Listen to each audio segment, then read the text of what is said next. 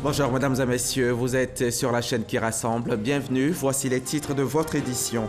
La première dame de Côte d'Ivoire, Dominique Ouattara, a distingué hier 3 personnalités du monde des affaires qui se sont illustrées pour leurs œuvres sociales, leurs actions en faveur de la construction de l'hôpital mère-enfant de Bingerville. Dominique Ouattara leur est reconnaissante et elle a tenu à le leur témoigner. Le ministre des Transports a remis hier au plateau 450 autobus neufs à la Sotra, la société des transports abidjanais qui a désormais un parc de plus de 1100 véhicules. Des autobus acquis par le gouvernement dans le cadre de la politique d'amélioration de la mobilité urbaine entamée par l'État depuis 2017. Puis nous irons à La Haye où la Cour pénale internationale reprend l'examen du dossier ivoirien. La chambre d'accusation a examiné jeudi une demande de remise en liberté provisoire pour l'ex-président ivoirien Laurent Gbagbo et Charles Blé Goudé. Pas d'audience ce jour. La décision est donc attendue dans le courant de la journée. Vous le verrez en fin de journal. Bientôt, Grand Bassam verra ses voiries et réseaux divers bitumés ou renforcés. Ce sont environ 6 km de voiries qui feront l'objet de traitement. Le vice-président Daniel Kablan-Duncan a lancé hier le démarrage de la première phase des travaux qui s'inscrivent dans le programme de valorisation de la ville historique et patrimoine mondial de l'UNESCO. Viviane Haïma depuis Grand Bassam. Le démarrage des travaux de sauvegarde et de valorisation de la ville historique de Grand Bassam, classée au patrimoine mondial de l'UNESCO, a été lancé ce jeudi 13 décembre par le vice-président Daniel Kablan-Duncan, par ailleurs député de Grand Bassam, en présence des autorités coutumières de la localité. Sa Majesté Amontanoé, roi de Bassam, et président de la Chambre des rois et chefs traditionnels de Côte d'Ivoire, et le roi de Moussou, Sa Majesté Assouman Kanga. Ces travaux concernent dans une première phase le bitumage et le renforcement de 6 km de voiries et réseaux divers.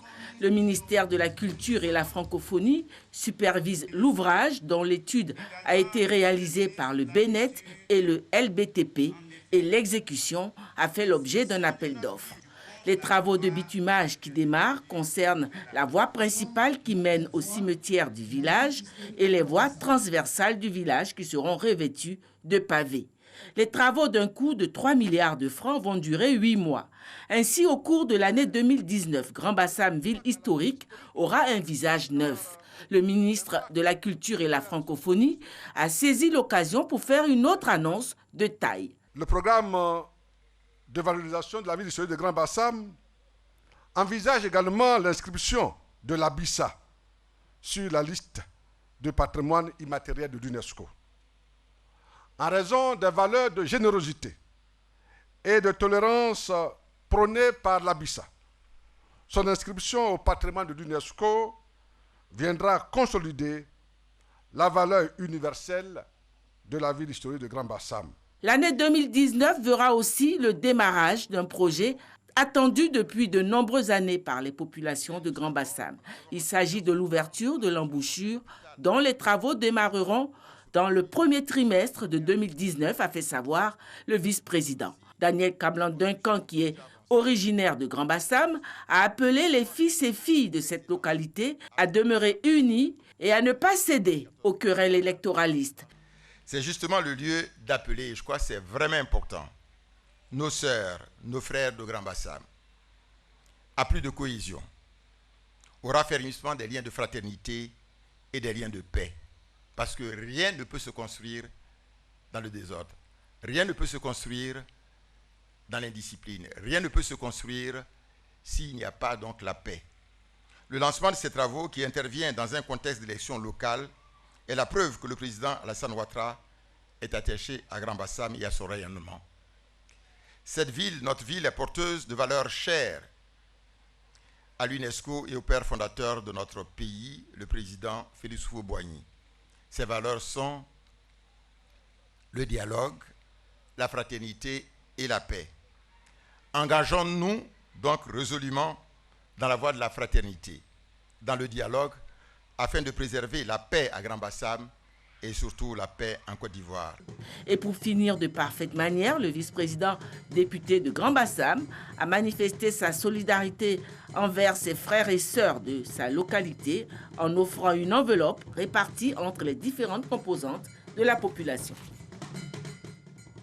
Et je vous le disais en titre, la première dame de Côte d'Ivoire, Dominique Ouattara, elle a distingué hier 3 personnalités du monde des affaires, des personnalités donc qui se sont illustrées pour leurs œuvres sociales, leurs actions en faveur par exemple de la construction de l'hôpital Mère-Enfant de Bingerville. Retour sur la cérémonie de distinction avec Abiba Dambélé Saoui. Reconnaissance de la nation envers 3 personnalités qui ont contribué à la construction de l'hôpital Mère-Enfant Dominique Ouattara de Bingerville. La première dame de Côte d'Ivoire a tenu à dire merci à ces personnes généreuses qui ont donné de leur temps et leur cœur pour permettre à cet hôpital d'exception de voir le jour. Il s'agit de messieurs Fakouri Clyde, de Jean-Luc Bérard et Fabrice Tourzali, tous de l'entreprise PFO. Ils ont été faits officiers pour les premiers et chevaliers dans l'ordre national pour le dernier. Le porte-parole des récipiendaires a témoigné de cette aventure humaine au service des femmes et des enfants de Côte d'Ivoire. À peine 3 ans après que vous nous ayez confié ce défi, nous réalisons l'ampleur de l'œuvre à laquelle nous avons contribué. Par votre vision et votre ambition, un hôpital mère et enfant digne des plus grands établissements médicaux au monde a pu voir le jour ici, en Côte d'Ivoire, à Bingerville. Jean-Luc, Fabrice, moi-même et beaucoup d'autres avons travaillé pour que ce projet prenne vie. Mais plus que le mérite de 3 personnes, c'est une histoire commune que nous célébrons aujourd'hui. L'hôpital Mère-Enfant de Bingerville a été pensé et réalisé grâce aux efforts de la première dame de Côte d'Ivoire, Dominique Ouattara, et grâce à ses nombreux donateurs. J'ai tenu personnellement à ce qu'il soit décoré car ils le méritent amplement et je vous demande de les applaudir très très fort. Je salue également les familles et les amis des récipiendaires et tout le personnel de PFO qui sont avec nous pour accompagner cette cérémonie d'hommage. Je repense avec beaucoup d'émotion à toutes les étapes qui ont marqué la construction de l'hôpital Mère-Enfant de Bingerville. Je mesure également tout le chemin parcouru afin de finaliser ce projet de grande envergure. Et ce n'était pas facile.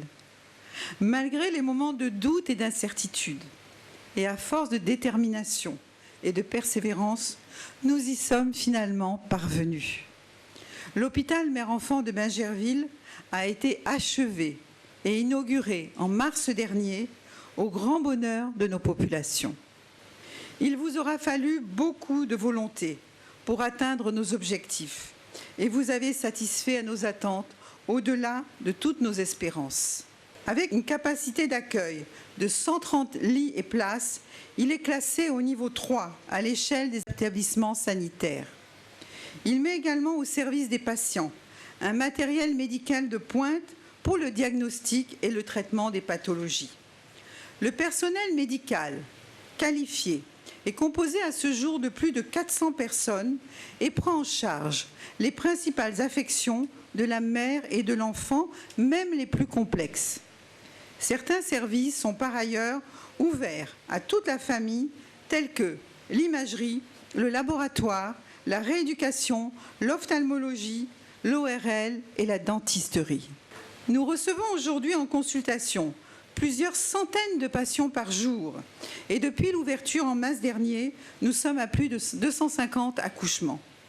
En outre, notre modèle de gestion nous permet de soigner 25% d'indigents qui sont pris en charge gratuitement. L'hôpital Mère-Enfant a été inauguré le 16 mars 2018. Ce joyau architectural et médical a coûté 25 milliards de nos francs. Autre lieu, autre cérémonie d'hommage. Ahmed Bakayoko a honoré récemment les personnels civils et militaires du groupement ministériel des moyens généraux. Lors d'une cérémonie de célébration de l'excellence et de renforcement des liens armée-nation, le ministre d'État, ministre de la Défense, a distingué plusieurs militaires et gendarmes, mais aussi de nombreux civils. Le témoignage d'Abou Sanogo. Les personnels civils et militaires du groupement ministériel des moyens généraux, célébré par le ministre d'État, ministre de la Défense Ahmed Bakayoko, couronnement d'un moment de fraternisation entre les différentes composantes du groupement, mais surtout une occasion de renforcement des liens armée-nation. Il s'agit pour le commandement du groupement de manifester sa gratitude aux militaires, gendarmes, marins et aviateurs, et pour le ministre de reconnaître les mérites et stimuler à davantage d'efforts à l'excellence ses collaborateurs par les décorations dans les différents ordres de la nation et des armées. Ainsi, des personnels civils et militaires ont été distingués par leur tutelle et ils ont été faits respectivement officiers dans l'ordre national, chevaliers dans l'ordre national, officiers dans l'ordre du mérite ivoirien, chevaliers dans l'ordre du mérite ivoirien et médaillés des forces armées de Côte d'Ivoire. Au nom du président de la République, son Excellence M. Alassane Ouattara, chef suprême des armées, nous marquons cet instant pour exprimer que le pays n'oublie pas, n'oubliera jamais ce que vous avez fait pour lui. À tous ceux qui sont sur les rangs, je vous demande de redoubler d'efforts dans la discipline au service de la nation pour qu'également un jour, devant vos parents, devant la nation, devant le drapeau, vous puissiez également être décorés par l'État. Outre cette décoration, 30 personnels militaires et gendarmes, admis à faire valoir leur droit à la retraite, ont été honorés. Par ailleurs, les lauréats de la semaine sportive du groupement ministériel des moyens généraux ont été également récompensés, le tout couronné par un défilé.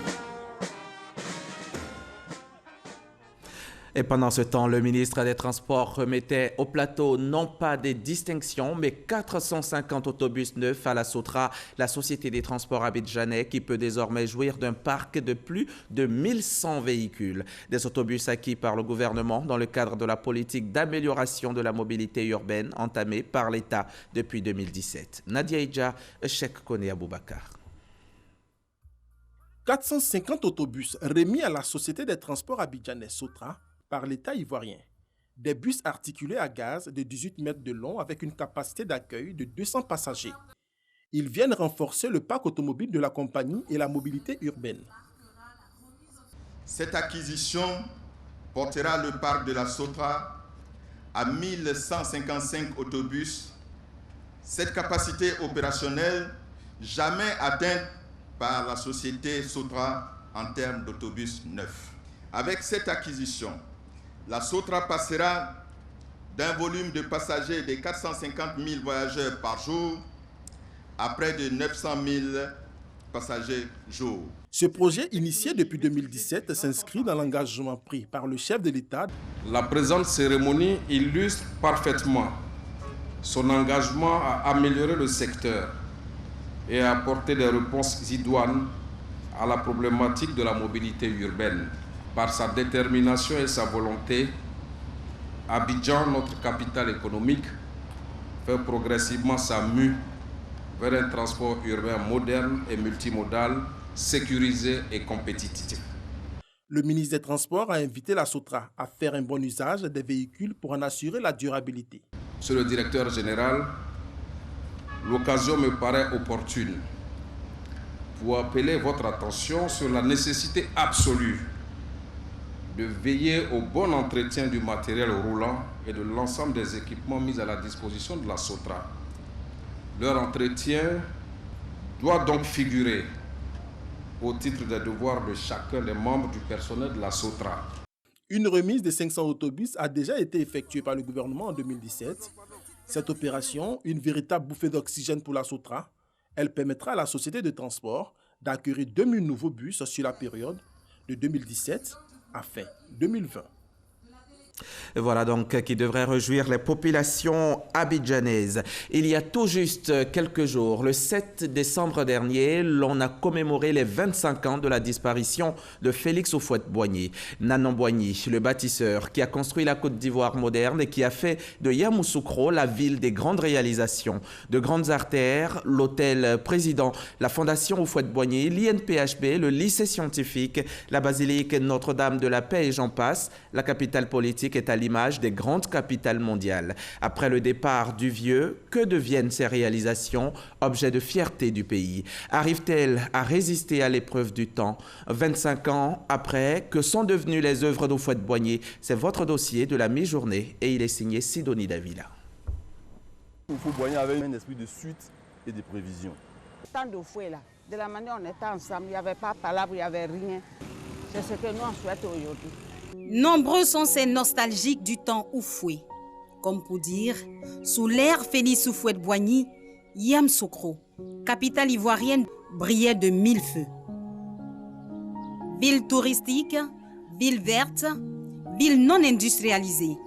Félix Houphouët-Boigny en avait rêvé pour Yamoussoukro, son village natal. 25 ans après sa mort, même si la ville continue de fasciner par la qualité de ses infrastructures, les effets du temps sont bien visibles. À l'entrée de la ville, l'hôtel Président, un monument futuriste construit en 1973. Cet hôtel prestigieux a aujourd'hui 45 ans et continue de recevoir les personnalités en visite dans la capitale ivoirienne qui rassemble de grandes bâtisses. À quelques kilomètres de l'hôtel Président, la maison du PDCI, parti fondé par Félix Houphouët-Boigny. La fréquentation du palais des congrès, jadis témoin d'événements importants dans la vie du parti septuagénaire, est aujourd'hui en perte de vitesse. En cause, les événements de la crise ivoirienne. La fondation Félix Houphouët-Boigny a eu beaucoup plus de chance.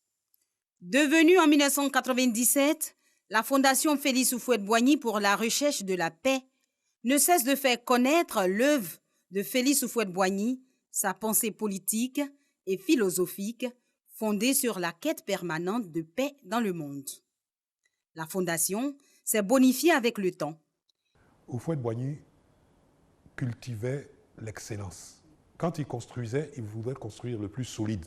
Quand il achetait, il voulait acheter le plus beau. Toujours le souci permanent de la recherche de la qualité et de la perfection. L'Institut national polytechnique Houphouët-Boigny, INPHB, se compte aussi parmi les œuvres de Félix Houphouët-Boigny. L'INPHB a gardé sa vocation d'enseignement de qualité, une école d'excellence qui fait la fierté de la Côte d'Ivoire. Dans l'esprit du président Houphouët-Boigny, ces grandes écoles de Yamoussoukro et même l'école nationale supérieure de statistique et d'économie appliquée à Abidjan constituent des instruments de solidarité africaine. Après une mauvaise passe, elle retrouve aujourd'hui ses lettres de noblesse avec le soutien de l'État et du programme CEDD. Et avec des financements de la Banque mondiale, nous allons pouvoir continuer la réhabilitation et mieux agrandir les capacités d'accueil de notre institut et faire en sorte que les projets de réforme des programmes se poursuivent de sorte à avoir l'accréditation de certaines instances et qui permettent aux ingénieurs, aux diplômes d'ingénieurs que nous allons délivrer d'être reconnus internationalement. D'autres établissements d'excellence comme le lycée scientifique ne sont plus que l'ombre d'eux-mêmes. Parmi les symboles du temps Oufoué, nombreux sont ceux qui restent encore debout malgré le poids des années. Mais à côté de cela, certains ont pris vraiment un coup de vieux à l'image de ces plantations à Toumbokro. Propriété de Félix Houphouët-Boigny au départ, ces plantations ont été cédées à l'État ivoirien en 1978. C'est une plantation agro-industrielle qui a une superficie d'environ 2000 hectares. À peu près 105 hectares seront reboisés. Nous voulons faire du reboisement et de l'agroforesterie avec le programme PGDEC. Nous allons installer bientôt une usine de production de biogaz. Donc nous avons projeté de construire des fermes pour insérer après les jeunes. Les édifices et réalisations restent les traces de Félix Houphouët-Boigny. Ces routes aussi, fortement dégradées avec l'usure du temps. Toutes les routes, tout Yamoussoukro, toutes les routes sont dégradées. Mofeta, on ne peut pas passer. 220, ça ne peut pas. Habitat, ça ne va pas. Partout où on passe, vraiment, ce n'est pas des trous, c'est des caniveaux. Le budget du district de Yamoussoukro est insuffisant. Et pas une seule ligne de ce budget n'est prévue à cet effet-là. Le lycée scientifique, le bitumage des rues de Yamoussoukro, le curage des caniveaux, l'entretien des édifices publics, il faut une politique spécifique dédiée pour redonner à Yamoussoukro son éclat d'antan. Les œuvres de Félix Houphouët-Boigny, des actes de générosité, des symboles à préserver, selon le petit-fils Augustin Thiam, aujourd'hui gouverneur du district autonome de Yamoussoukro. Célébrer Houphouët-Boigny, c'est bien, mais pratiquer ce qu'il préconisait en termes d'union entre Ivoiriennes et Ivoiriens serait encore mieux. La paix, une valeur et une des raisons pour laquelle le sage a fait construire en 1983 dans sa ville l'un des plus grands édifices du monde de la chrétienté, la basilique Notre-Dame de la Paix. Personne que soit en Côte d'Ivoire à l'extérieur n'a intérêt à ce que la basilique se dégrade. Tous nous sommes responsables de l'entretien et de la maintenance de ce joyau architectural. La basilique est une œuvre inachevée. C'est un projet qui appartient à toute la nation ivoirienne et que chaque génération doit améliorer. 25 ans après, l'ombre de Félix Houphouët-Boigny continue de planer sur Yamoussoukro.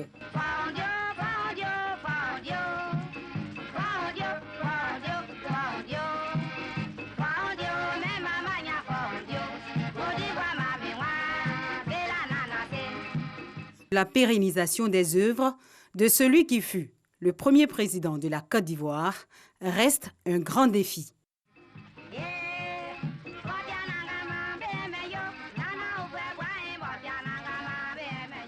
Voilà, c'était un grand reportage de Sidonie Davila. Le ministre de l'Environnement et du Développement durable était récemment à Katowice en Pologne dans le cadre de la COP24, la COP24e conférence des parties de la Convention cadre des Nations Unies sur les changements climatiques. Sur place, Joseph Seka s'est prononcé sur les attentes de la Côte d'Ivoire au cours de cette rencontre qui doit ouvrir la voie à la mise en œuvre d'actions concrètes de lutte contre les changements climatiques. Le reportage à Katowice de nos envoyés spéciaux Grace Kondo et Ulrich Adongo. Le chef de la délégation ivoirienne à Katowice en Pologne a porté la voix de la Côte d'Ivoire lors du segment de haut niveau. Le ministre de l'Environnement et du Développement durable a présenté les attentes du pays et souligné l'engagement de la Côte d'Ivoire à mettre en œuvre l'accord de Paris sur le climat. Selon lui, la COP24 doit encourager l'adoption d'actions concrètes traduisant les grands axes de l'engagement pris lors de la COP21 à Paris. Le renforcement des capacités de tous les acteurs, la mise en œuvre des initiatives d'envergure régionale, la mobilisation efficace des ressources financières à travers une célérité et une transparence dans l'approbation des projets soumis au niveau du Fonds vert pour le climat, le partage des expériences, le renforcement de la coopération tant sud-sud que sud-nord et le transfert effectif des technologies communes comme le stipule l'objectif 17 du développement durable. Le ministre Joseph Seka a également salué la dernière publication du groupe intergouvernemental des experts sur le climat fixant la limite acceptable du réchauffement à 1,5 degrés Celsius. De retour ici en Côte d'Ivoire, un forum d'investissement a réuni hier ici à Abidjan l'ensemble des acteurs du secteur du cacao et du palmier à huile. Ce forum est une initiative de l'organisation internationale Solidaridad. Il se veut un cadre de facilitation des échanges entre, d'une part, les porteurs de projets, entendez les exportateurs, les coopératives et les PME, et d'autre part, les investisseurs composés notamment de banquiers et des fonds d'investissement. Cheikh Koné nous en dit plus. La question du financement des exploitations agricoles reste un enjeu majeur pour la modernisation de l'agriculture. En Côte d'Ivoire, seulement 5% du financement bancaire est destiné aux petits producteurs. Cette plateforme d'investissement s'est donc fixée pour objectif de mettre en relation les investisseurs et les coopératives rurales autour des plans d'affaires des secteurs du cacao et du palmier à huile. L'innovation autour de cette conférence, c'est que nous avons réalisé des business plans, des business models au niveau de certaines PME que nous allons présenter aux différents investisseurs. Donc ça fait un plus. On ne va pas, aller toujours dans les discours, mais on va aller sur des projets concrets qui ont été, modélisés pour que ces business-là répondent à ce que les banques et les placements financiers et les impact investors, c'est-à-dire les investisseurs plutôt à impact veulent voir. Organisation de la société civile spécialisée dans la promotion des chaînes de valeur agricoles, Solidaridad, initiatrice de ce forum, va lancer en Côte d'Ivoire 2 projets phares financés par le Royaume des Pays-Bas. Le SWAP 2, qui est le programme d'huile de palme durable en Afrique de l'Ouest, et le CORIP 2, qui est un programme d'intensification et de réhabilitation du verger cacao. Ces 2 programmes viennent pour résoudre tous les problèmes qui sont liés au secteur agricole, tels que la productivité, le manque d'accès au financement. Donc SWAP 2 et CORIP 2 viennent répondre à ce besoin dans le secteur du cacao et de l'huile de palme.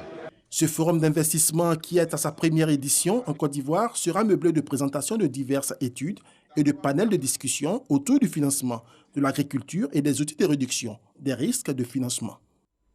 C'était un reportage de Cheikh Koné Aboubakar. Pour vous tous qui rêvez d'entrer à l'ENA, les concours d'entrée en 2020 à l'École nationale d'administration sont ouverts. Les dossiers requis pour les concours professionnels et directs sont réceptionnés du 13 décembre au 31 janvier 2019. Les concours concernent les cycles supérieurs, moyens supérieurs et cycles moyens avec des conditions d'âge requises. Ce sont 300 à 350 places disponibles dans la fonction publique. Salima Toudia.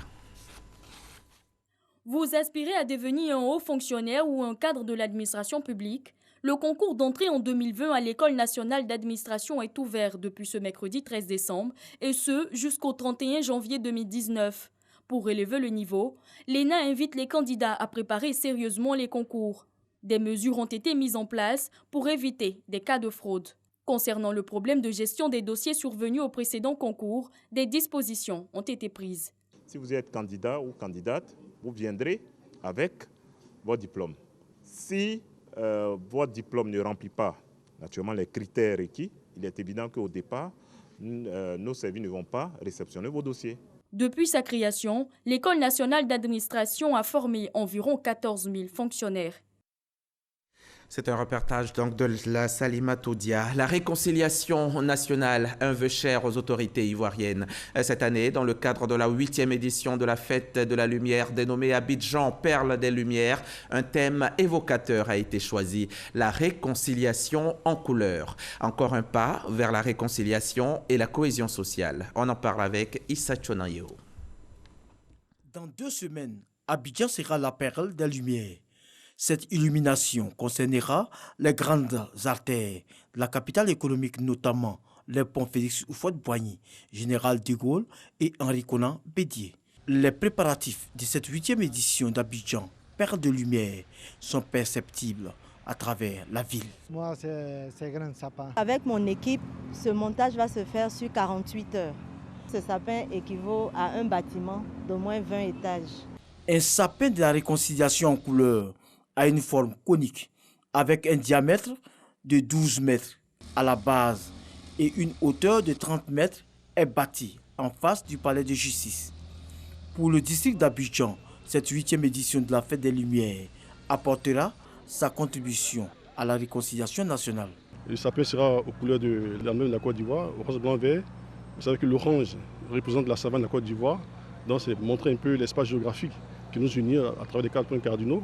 Le blanc, vous savez que le blanc c'est la paix et le vert c'est l'espoir, l'espérance. Donc nous avons un regard tourné vers l'avenir, un avenir prometteur à Dieu et nous voulons donner ce message très fort aux Ivoiriens pour appeler tous les uns et les autres vraiment à l'unité et je dirais à plus de paix, à plus d'union. La mise en lumière de la capitale économique se fera à partir de la 2e quinzaine du mois de décembre en présence de la première dame Dominique Ouattara, marraine de la cérémonie. Et puis en bref et en image, sachez que la Cour pénale internationale reprend l'examen du dossier ivoirien. La chambre d'accusation examinait jeudi une demande de remise en liberté provisoire pour l'ex-président ivoirien Laurent Gbagbo et Charles Blé Goudé. Il n'y a pas eu d'audience publique ou à huis clos ce vendredi. La décision sera notifiée par courrier dans le courant de la journée. La Fédération ivoirienne a saisi le tribunal arbitral du sport contre la décision de la CAF de confier la CAN 2021 au Cameroun. Le Maroc, lui, n'est pas candidat à l'organisation de la CAN 2019. C'est ce qu'a confirmé le ministre marocain de la Jeunesse et des Sports. Le royaume chérifien était souvent présenté comme le recours idéal pour remplacer le Cameroun en tant que pays hôte de la CAN 2019. Et c'est la fin de ce journal. Merci de l'avoir suivi. Je vous retrouve à demain à 13h avec le même plaisir.